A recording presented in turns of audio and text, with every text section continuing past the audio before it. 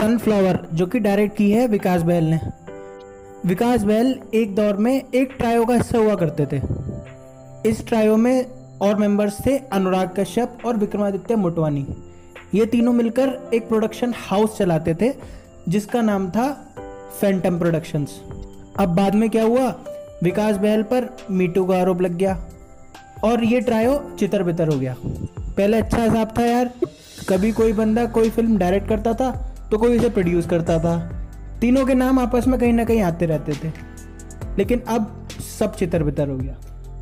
चलिए इस सीरीज़ के बारे में बात करने से पहले हम विकास बहल की फिल्मोग्राफी के बारे में बात करते हैं। विकास बहल ने सबसे पहले पिक्चर बनाई क्वीन, जो कि उस साल की स्लीपर हिट फिल्म साबित हुई। हम बहल साहब के फैन हो गए। फिर उसके बाद उन्होंने बनाई शानदार। उस दौर में जब शानदार का ट्रेलर आया था ना, हम सुपर एक्साइटेड। हमने क्या करा, जब फिल्म रिलीज हुई तो 3-4 दोस्तों को थिएटर ले गए, खुद भी हाइप्ड थे और उन लोगों को भी हाइप कर दिया। अब पिक्चर ख़त्म हुई। पिक्चर ख़त्म होने के बाद इन लोगों ने जो गालियाँ दी हैं ना मुझे, ओहो भाई ये पूछो मत। कुल मिलाकर शानदार काफ़ी ख़राब फिल्म थी। फिर उसके बाद बहल साहब ने बनाई सुपर 30, जो अपने आप में सही चल गई। अब पता लगी बहल साहब एक सीरीज़ बना रहे हैं, तो इस सीरीज़ के लिए हम जैसे लोगों का एक्साइटेड होना बहुत लाजमी बात थी। अब भैया फिर इस सीरीज़ का ट्रेलर आया, ट्रेलर भी बढ़िया, उसमें जो कास्ट थी वो भी बढ़िया। ट्रेलर देखने के बाद पता लगा ये सीरीज़ एक डार्क कॉमेडी थ्रिलर है, सोने पे सुहागा। तो अब भैया हम और हाइप्ड। तो चलिए इस वीडियो में जानते हैं कि क्या विकास बहल ने हम लोगों को उठा के फेंक दिया या खुद औंधे मुंह गिर गए। इस सीरीज़ की अच्छाई या बुराई करने से पहले मैं इस सीरीज़ को रेट करना चाहूँगा। एक बार मेरे दोस्त ने मुझसे ये वाली बात कही थी कि भाई तुम कंटेंट को रेट क्यों नहीं करते हो। ले भाई तेरी बात भी रखेंगे। अब सुन, अब एक काम करो, जाके एक तराजू लेकर आओ, उसके मीटर में हाई पॉइंट पर क्वीन लिख दो और लोएस्ट पॉइंट पर शानदार लिख दो, क्योंकि क्वीन बहल साहब की सबसे बढ़िया पिक्चर है और शानदार बहल साहब की सबसे ख़राब पिक्चर है। अब ऐसा मान के चलो कि ये सीरीज़ फॉल करती है कहीं बीच में, इवन शानदार की तरह भी ज़्यादा झुकाव मानो इस सीरीज़ का, ठीक है। अब भैया देख, स्टार के लिए तू गुणा भाग अपने आप कर ले, मेरे तो 100 में से 41 नंबर आए थे मैथ में। चलिए भैया अब इस सीरीज़ के पॉजिटिव और नेगेटिव एस्पेक्ट्स के बारे में बात करते हैं। Positive aspect number 1, characters and performances. No doubt इस सीरीज़ में काफ़ी बढ़िया लोगों को कास्ट किया गया है। कास्टिंग में कौन कौन है, सुनील ग्रोवर, रणवीर शौरी, गिरीश कुलकर्णी, मुकुल चड्ढा।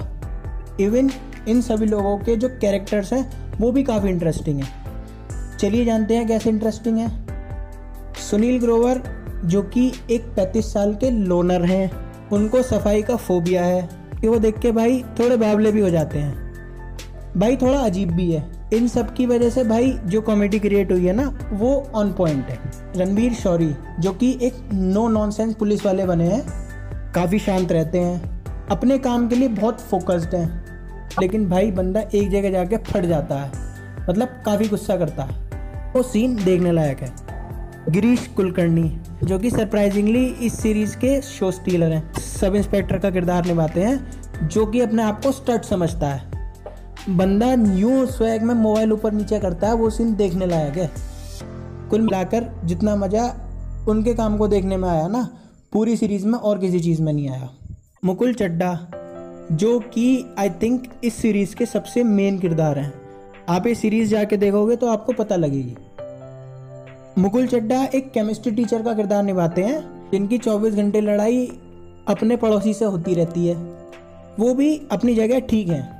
आशीष विद्यार्थी जो कि अपने आप को एक आइडियलिस्ट समझते हैं, सनफ्लावर जो सोसाइटी है उस सोसाइटी के प्रेसिडेंट बनना चाहते हैं, उनका काम भी बढ़िया है।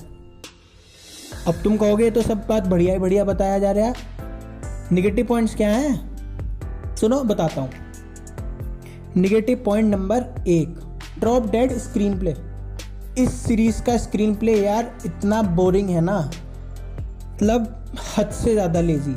बेल साहब आई एम सॉरी, मैं समझता हूँ कि क्रिएटर के प्रोडक्ट की अगर बुराई की जाए तो कितना दुख होता है, लेकिन बैल साहब स्क्रीन प्ले का क्रेडिट भी आपका ही है ना, वहाँ बहुत चूक हो गई है।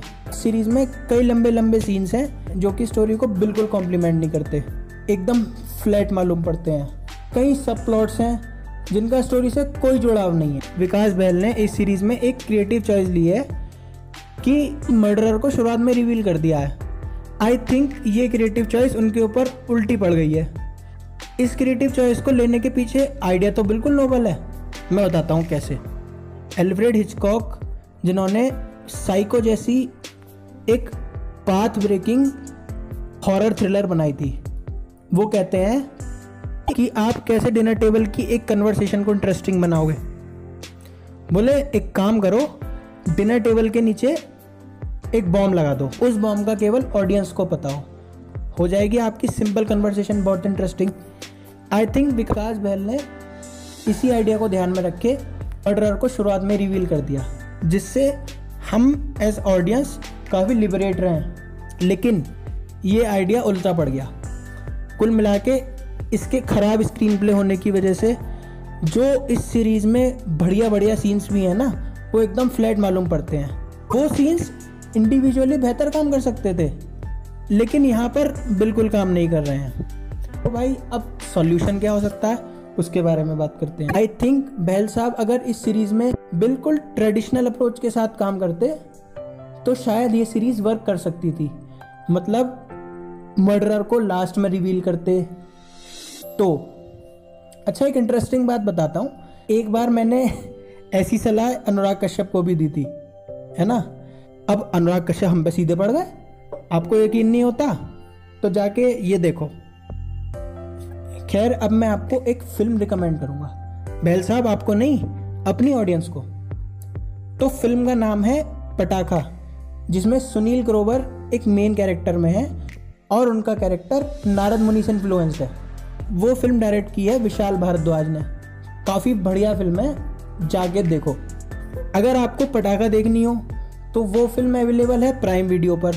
अगर आपको इस खराब वेब सीरीज़ को देखना हो तो ये सीरीज़ अवेलेबल है ZEE5 पर।